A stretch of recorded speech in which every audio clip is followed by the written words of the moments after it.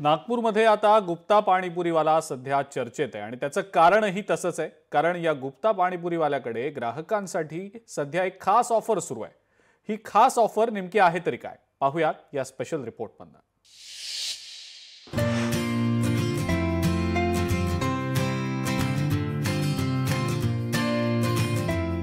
नागपूरचा गुप्ता पाणीपुरीवाला चर्चेत, ग्राहकांसाठी विशेष ऑफर। गुप्ता पाणीपुरीवाल्याची मराठी सीखो ऑफर। राज्यात काही दिवसांपूर्वी मराठी अमराठीचा मुद्दा चर्चेत आला होता।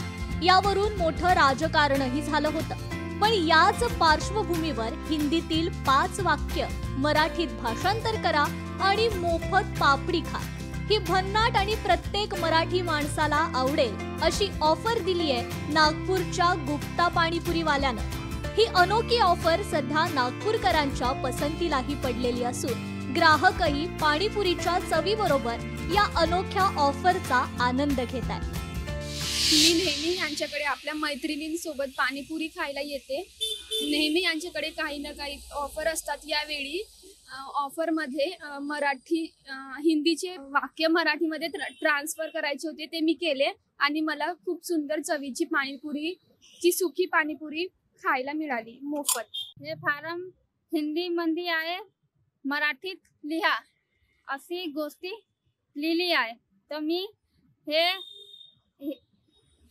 हे प्रश्न मराठीत लिहून राहिली आहे, तर मग मला सेवपुरीची पापडी फ्री मध्ये भेटेल। या ठेल्याचे मालक विजय गुप्ता हे मूळ उत्तर प्रदेशचे, मात्र त्यांचा वडिलोपार्जित पाणीपुरीचा व्यवसाय मागील जवळपास 50 वर्षांपासून ते नागपुरात करतात। पाणीपुरी किंवा इतर चाट पदार्थ खाण्यासाठी ग्राहक गेल्यावर गुप्ता मराठी भाषांतरासाठीचे 5 प्रश्न असणारा फॉर्म देतात। या 5 प्रश्नांची मराठीत उत्तरं बरोबर लिहिल्यानंतर त्या ग्राहकाला ते मोफत चाट पापडी देतात। आमच्याकडे वेगवेगळे ऑफर आहे।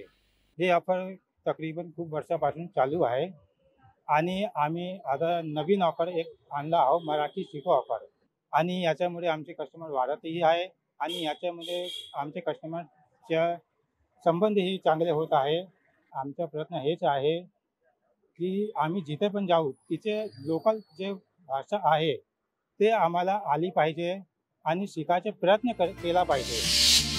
गुप्ता नेहमीच ग्राहकांना आकर्षित करण्यासाठी वेगवेगळ्या ऑफर्स ठेवत असतात।